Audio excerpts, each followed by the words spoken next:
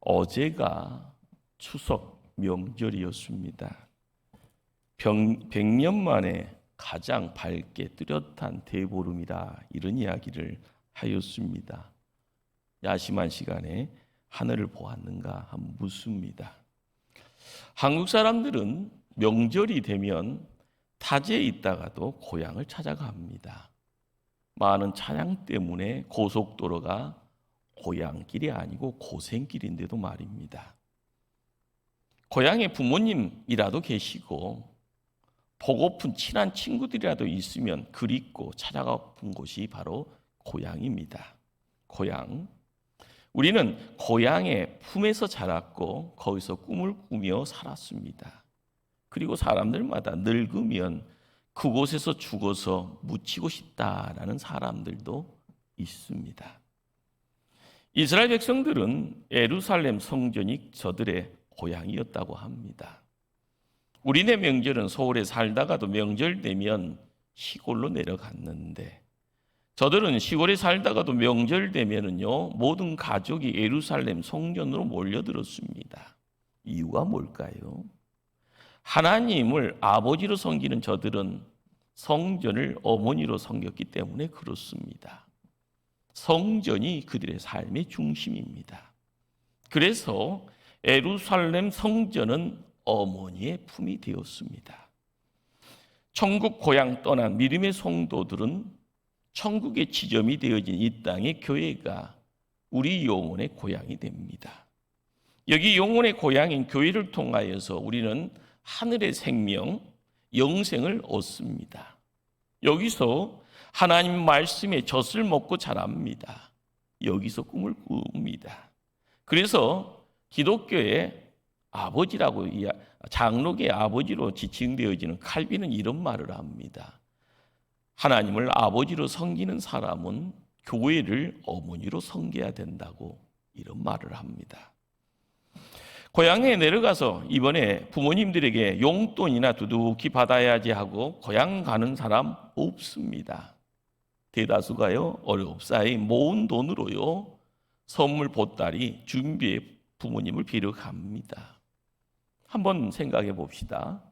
주일 예배를 드리면서 어떤 이익이나 챙겨볼까 하면 그 사람은 아직까지 영적으로 유치원생입니다.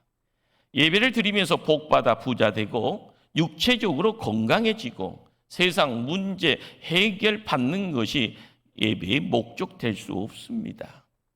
세상 사람들이 말하는 복은 하나님이 우리에게 주시는 보너스입니다. 하나님을 만나 얼굴 배웠고 그 아버지의 품을 또한 경험하고 그분과 더불어서 사는 행복, 바로 이것이요 바로 예배라 이야기합니다. 꼭 기억하십시다. 명절 지나면서 가장 중요한 것이 무엇인지를 알아야 합니다. 바로 예배입니다. 예배를 잃어버린 사람은 하나님을 잃어버립니다. 예배 없이 세상을 살아갈 수 없습니다. 생각해 보면은요, 예배 없이 세상 살다 보면 이상해지고요, 많은 문제, 환난으로 고통받습니다. 계속되어지는 문제 있는데도 하나님을 의지하지 않게 되어지면 어떻게 됩니까? 결과적으로는요, 무서운 영적 침체에서 헤어날 수가 없습니다. 하나님과 함께하는 예배를 잃어버린 사람은 영적으로 이미 죽은 사람입니다. 명절에 감춰진 영적 비밀이 있습니다. 우리는 참 예배가 무엇인지를 알아야 합니다. 우리는 예배의 승리자가 되어야 세상의 승리자가 될 수 있습니다. 아담과 하와, 어떻게 보면 상징적인 두 인물입니다. 선악과라는 이 범죄가 에덴이라는 동산에서 이루어집니다. 하나님이 만드신 기쁨의 땅, 행복의 땅입니다. 그러나 제 선악과 범죄를 통하여 이루어지는 역사가요, 어떻게 보면 구약의 역사입니다. 그 역사가 어떤 역사인가? 제사의 역사였습니다. 가인과 아벨이라는 두 인물이요, 가인과 아벨이라는 두 인물이 아담과 하와의 품에 가정의 구성원이 됩니다. 그런데 가인은 하나님께 제사를 드리는데 실패합니다. 그리고 인생의 실패자가 되어지고 살인자의 어떤 모습이 됩니다. 아벨이라는 한 인물은요, 하나님께 예배를 드립니다. 제사를 드리는데 그 제사가 연락됩니다. 아벨은 제사에 성공하지만 최초의 순교자가 되었습니다. 구약의 모든 예배는요, 오늘날의 구약의 제사는요, 오늘날의 예배의 그림자가 됩니다. 제사, 예배. 우리는 같은 말인가 다른 말인가 논의할 수 있습니다. 그러나 우리가 알아야 될 것은요, 제사가 본래의 제사가 아니라 시간이 지나서 다른 식으로 제사가 정의되어지기에 성경의 제사와 다른 것이고요, 성경의 제사가 지금의 예배의 그림자라 했을 때 예배와 제사는 같은 말이 됩니다.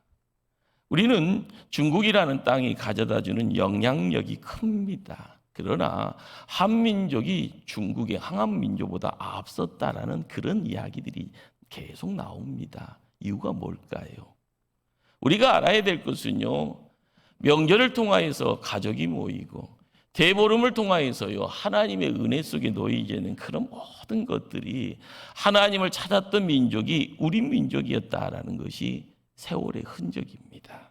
그러기에 제사의 책 내우기에서 우리가 하나님 앞으로 가는 이유를 이야기해 줄 때 그것이 무슨 말일까라는 것 고민해야 될 줄 압니다. 하나님과 동행하고 하나님을 만나고요, 하나님의 음성을 듣고요, 하나님의 손길을 붙잡고 하나님과 함께 걸어 나갈 때 인생은 시온의 대로가 되어지고 행복의 길이 됩니다. 그런데 해야 될 문제가 있더라라는 겁니다. 바로 그것이 죄입니다. 에덴 동산에서 선악과라는 그 문제가 던져주는 죄라는 것을 통해서 눈에 보여지는 이 선악과의 문제, 바로 이 시대를 살아가는 우리 안에 계속적으로 소용돌이쳐진다라는 겁니다. 그러기에 첫 번째 이유가요, 죄 문제를 해결하기 위해서다라는 겁니다.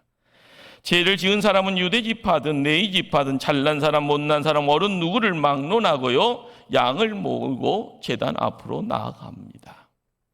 제사장이 범죄한 그 사람의 손과 함께 양 머리에 손을 얹고 죄를 양에게 옮기는 의식을 행합니다. 그런 후에 범죄한 자와 제사장은 그 양을 죽입니다. 양은 반드시 소리를 지를 때 사지를 벌벌 떨면서 피를 펑펑 쏟게 되는 것, 옛날이나 지금이나 동일하지요. 바로 그 자리에 양의 죽음을 봅니다. 왜 그럴까요? 죄의 값은 사망이기 때문에 그렇습니다. 자기 죄의 대가로 한 생명이 죽는 죽음을 맛봅니다. 그 양이 쏟는 피를 제사장이 엄지로 찍어서 성전 해막에 7번을 뿌리는데요, 피의 일부분을 제단불에 뿌린 후에 남은 것을 제단 앞에 붓습니다. 피 흘림이 없은즉 사함이 없느니라. 이 말씀처럼 죄의 사함을 받기 위해서는요, 피 앞에, 피 위에, 피 둘레에서 자기 죄의 대가인 죽음을 경험해야 합니다. 자기의 죽음 이전에요, 양의 죽음 앞에. 그리고 나서 그 양의 껍질이나 오물은요, 불을 질러 없애버립니다. 더럽고 냄새나는 나의 죄가 불타 사라지는 겁니다. 이것이 대략적인 속죄 제사의 순서입니다. 하나님이 가장 미워하는 것은 죄고요, 가장 기뻐하는 것은 죄를 깨닫고 회개하는 사람들의 발걸음입니다. 하나님과 나 사이를 가로막는 것은요, 총칼도 미사일도 사람도 환경도 큰 바위도 아닙니다. 바로 죄입니다. 오늘 우리들이 예배를 드리는 모든 순서는요, 하나님 앞에서 자기를 발견하는 것입니다.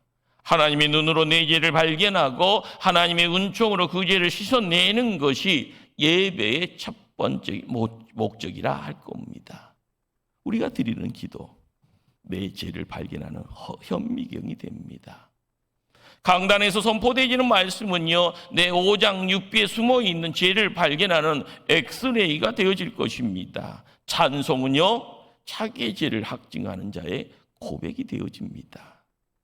교회가 무엇입니까? 시설이 후져도 좋습니다. 서울의 큰 대형교회 파이프 오르간 없어도 좋습니다. 지역사회에서 잘나고 똑똑한 사람들이 안 모여도 좋습니다. 어쨌든 마음이 상처받고 찢겨진 영혼들이 함께 치유함을 받고 세상을 살면서 죄짓고 실패한 영혼들이 주의 보혈로 새롭게 되어 죄악 벗은 우리 영혼은 기뻐 뛰며 주를 보겠네. 이렇게 찬송하고 감격하는 교회, 그런 교회가 좋은 교회입니다. 그러기에 제사를 위해서는요, 예물이 필요합니다. 만물의 창조주이고 통치자이신 하나님께서 무엇이 부족하여서 우리에게 예물을 요구하실까? 꼭 기억하십시다. 예수님께서 사마리 여인에게 물 한 그릇 요구하시면요, 그것 안에서 끝나는 것이 아니라 영원히 목마르지 않은 생수를 주시기 위함이다라는 겁니다. 사르파 가공에 떡 한 덩어리를 부탁한 선지자 엘리야는요, 평생 먹을 양식을 주기 위함이었더라라는 것. 오늘 예배에 필요한 예물이 무엇입니까? 오늘 읽었던 본문에서는 흠없는 수컷이라 이야기합니다. 흠없는 수컷이 무엇일까요? 베드로전서 1장 19절은 이렇게 우리에게 말씀 전합니다. 오직 흠없고 점없는 제물은 어린 양 같은 그리스도의 보배로운 피로 된 것이라, 이런 말씀을 전합니다. 하나님이 속죄를 위해서 요구하시는 제물은요, 십자가에서 흘리신 예수 그리스도의 피밖에 없다라는 겁니다. 믿음의 비밀입니다. 꼭 기억하셔야 되고요, 우리가 이것을 지우개로 지어서는 안 되는 내용입니다. 누구든지 십자가의 보혈을 믿지 않고는 하나님께 나아갈 수 없습니다. 예수 믿는다는 것은요, 예수님의 이적과 기적을 믿는 것이 아니라 내 죄 위하여서 흘리신 예수 그리스도의 보배로운 피, 보혈을 믿는 겁니다. 이스라엘 백성이요, 성전을 찾는 두 번째 이유는요, 번제를 드리기 위함입니다. 번제라는 것은요, 방금 말씀드렸던 속죄의 제사와 비슷합니다. 한 가지 다른 점은 양의 사지를 각으로 뜹니다. 앞다리, 뒷다리, 머리, 가슴, 배, 꼬리 등 샅샅이 사지를 조각조각 다 찢어서 마침내 번제단 위에 기름과 함께 불로 태워버립니다. 무슨 말인가요? 온전히 하나님께만 드리는 제사라. 그래서 온전 제사, 번제를 그렇게 이야기합니다. 또한 불로 태웠다라고 해서 화제라고도 합니다. 우리가 하나님 앞에 드리는 예배는요, 은혜를 받으러 오는 예배와 함께 받은 은혜 때문에 감사함으로 바치러 오는 예배, 바로 그 예배가 번제의 제사입니다.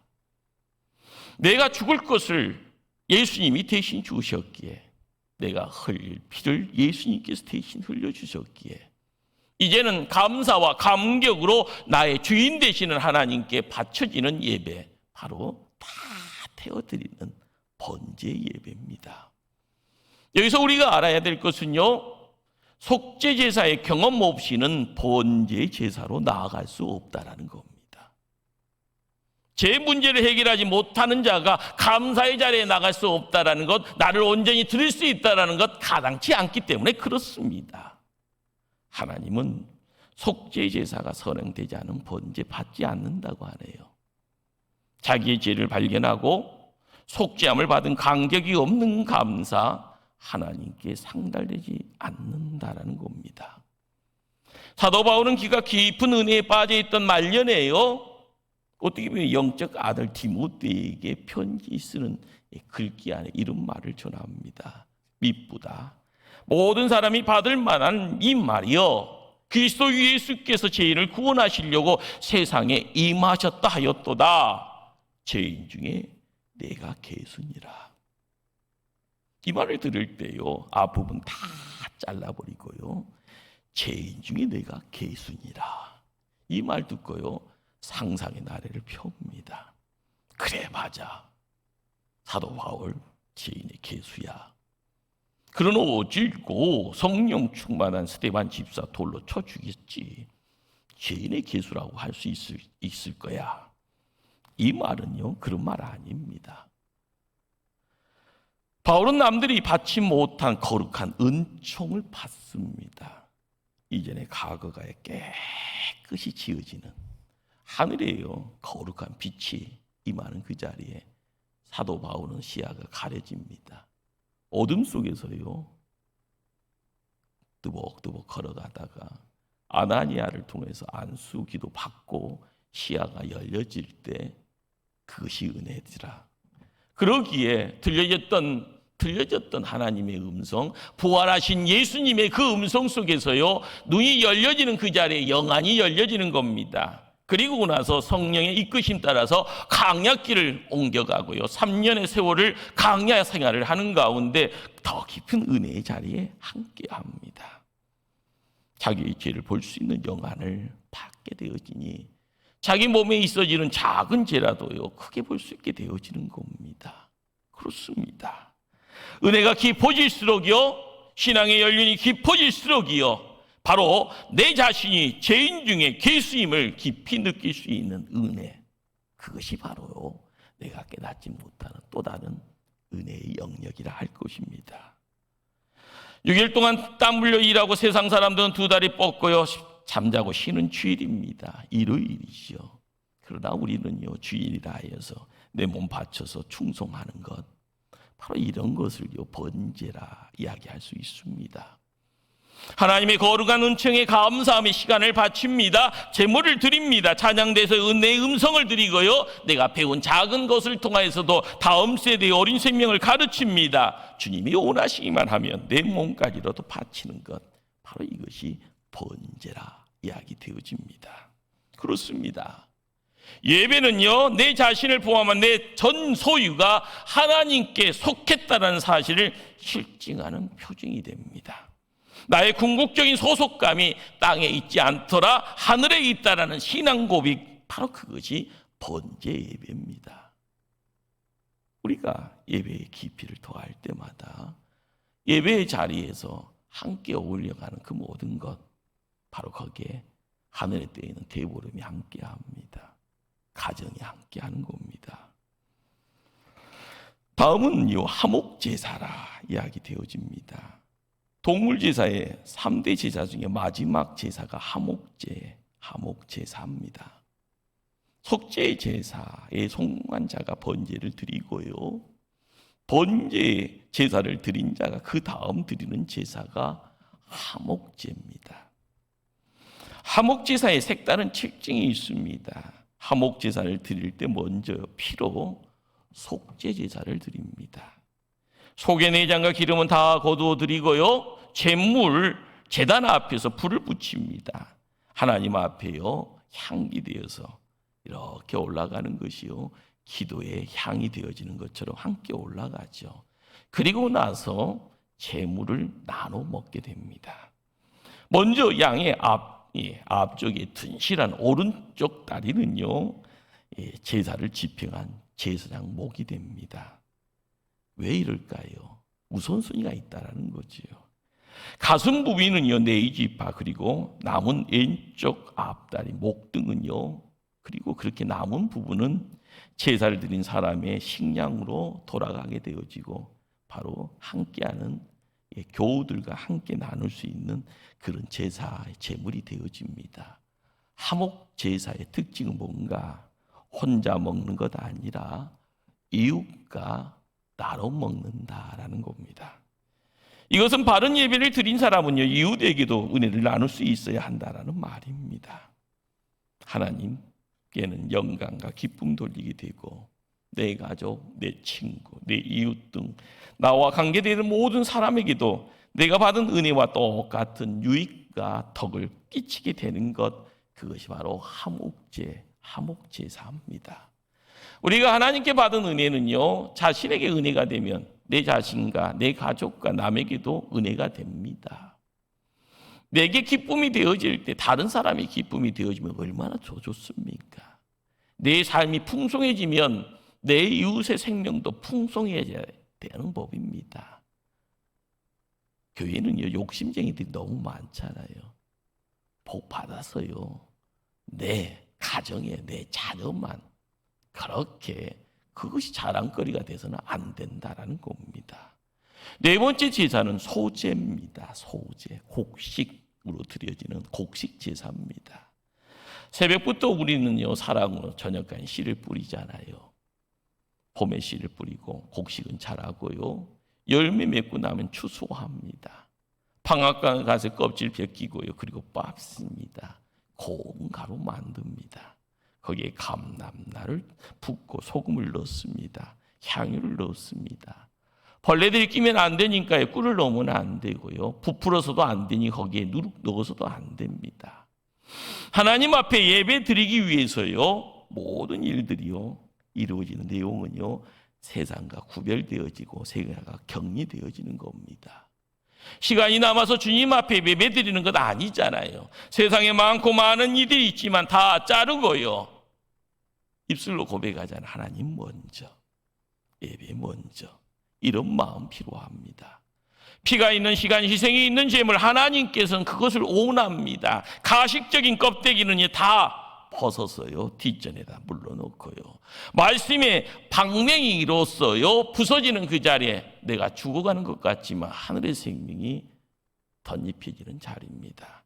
부드러워져질 때, 세상 일할 때 겸손해질 수가 있습니다. 고운 가루야 된다라는 것, 거기에 압축되어서 기름이 뚝뚝 떨어지는 감람류 향기가 번하지 않는 소금 같은 마음, 그리고요 뜨거운 물에 굽는 것, 성령의 불로 떡을 구워 주님 앞에 드리는 것, 이런 모든 일련의 내용들이 소재가 품고 있는 내용입니다. 이것이 제자의 신앙이고 바로 예배의 정신이 되어집니다. 그렇습니다.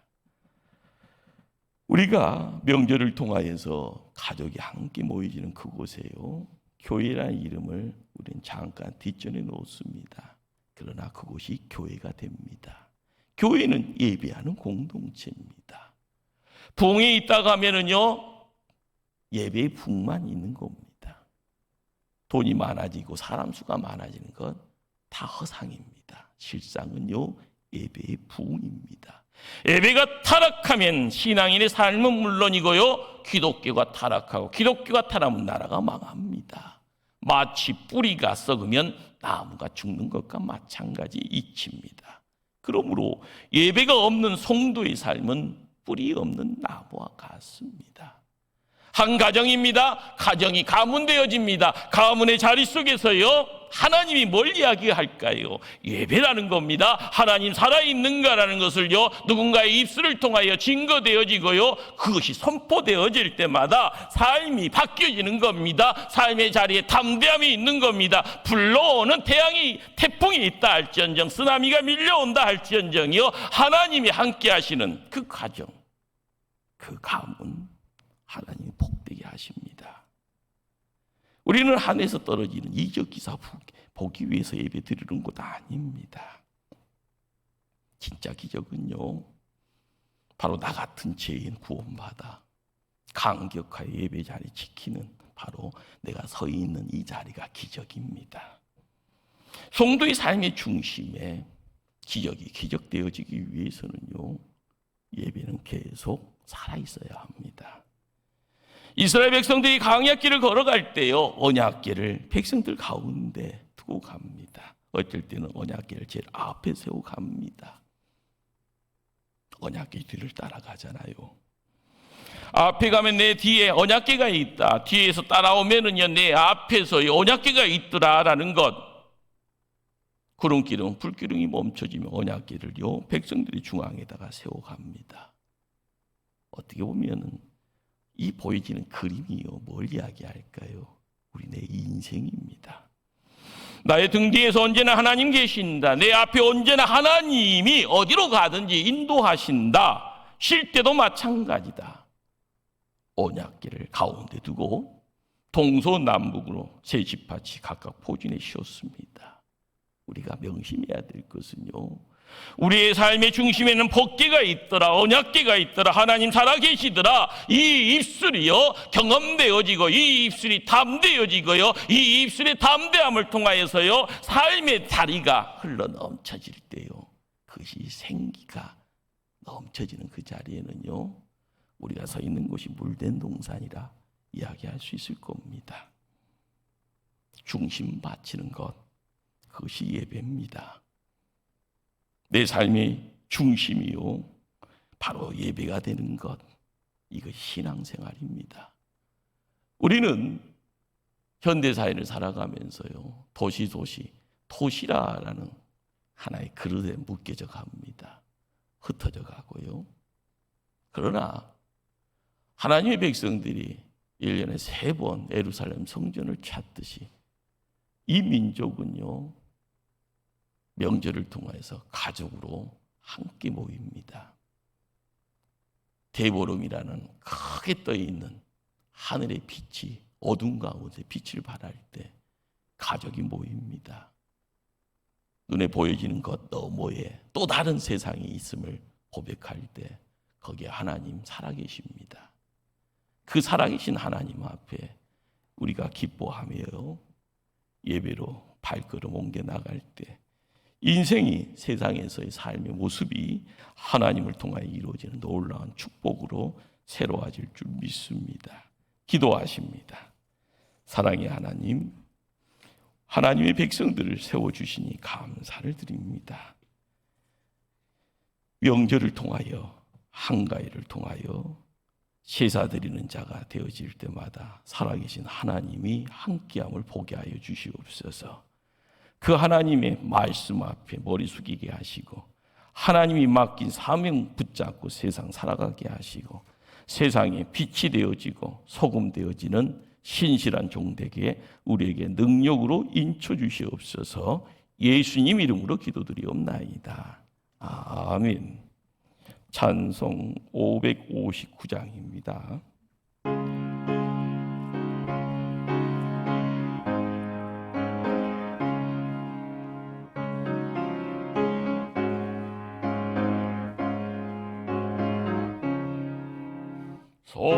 소출의 봄바람 일어 있고 하나님 아버지 모셨으니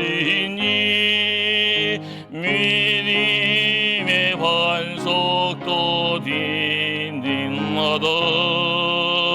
이리 지체가 인동산이라. 고마워라 이만희의 예수만 섬기는 일이지. 고마워라 이만희의 복되고 시거인하리하리.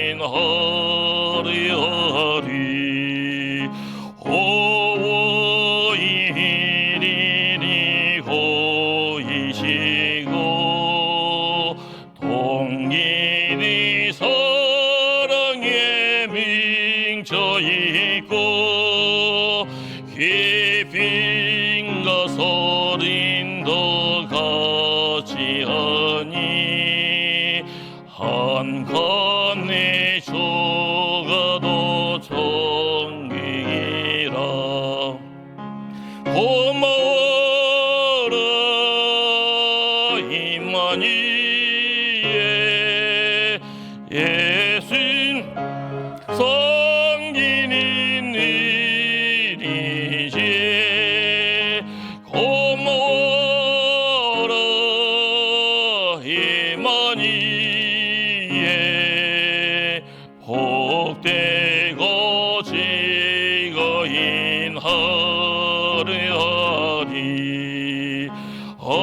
아침과 저녁에 수고하여 다 같이